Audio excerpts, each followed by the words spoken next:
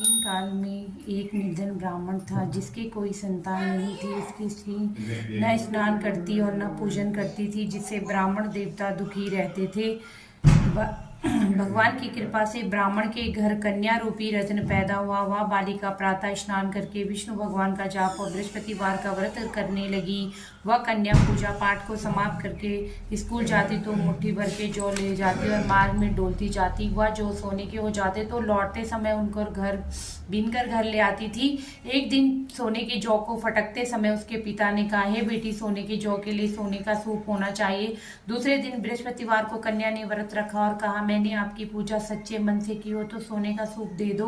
बृहस्पति देव ने उसकी प्रार्थना स्वीकार कर ली। अगले दिन जौ बीनते समय उसे सोने का सूप मिला, परंतु उसकी माँ का वही ढंग रहा। एक दिन कन्या सोने के सूप में जौ साफ कर रही थी। उस समय राजा का पुत्र वहां से निकला। कन्या के रूप और कार्य पर मोहित होकर उसने घर आकर भोजन तथा जल का त्याग कर दिया और उदास होकर लेट गया। इस पर राजा ने पूछा, बेटा, तुम्हें किस बात का कष्ट है? जो कारण हो सो कहो, मैं वही कार्य करूंगा जिससे तुम्हें प्रसन्नता हो। राजकुमार बोला कि मुझे आपकी कृपा से कोई दुख नहीं है, परंतु मैं उस लड़की के साथ विवाह करना चाहता हूँ जो सोने के सूप में जौ साफ कर रही थी।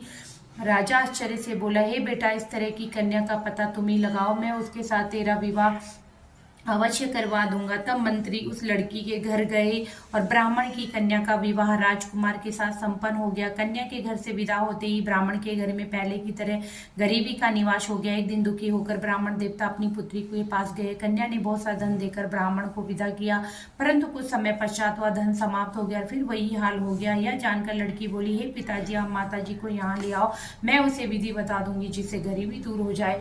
ब्राह्मण अपनी स्त्री को साथ लेकर पहुंचे। पुत्री अपनी माँ को समझाने लगी, हे माँ, तुम प्रातः काल उठकर प्रथम स्नान आदि करके विष्णु भगवान का पूजन करो तो सब दरिद्रता दूर हो जाएगी।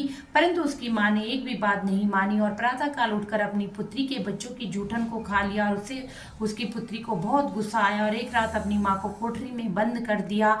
प्रातःकाल उसमें से निकाला, स्नान आदि करवाकर पूजा पाठ कराया तो उसकी माँ की बुद्धि ठीक हो गई और फिर प्रत्येक बृहस्पतिवार को व्रत रखने लगी। इस व्रत के प्रभाव से ब्राह्मण व उसकी स्त्री बहुत धनवान तथा पुत्रवान हुए और बृहस्पति देव जी के प्रभाव से इस लोक के सुख को भोगकर स्वर्ग को प्राप्त हुए। बोलो श्री बृहस्पति देव भगवान की जय। ओम नमो श्री बृहस्पति देवाय नमो नमः।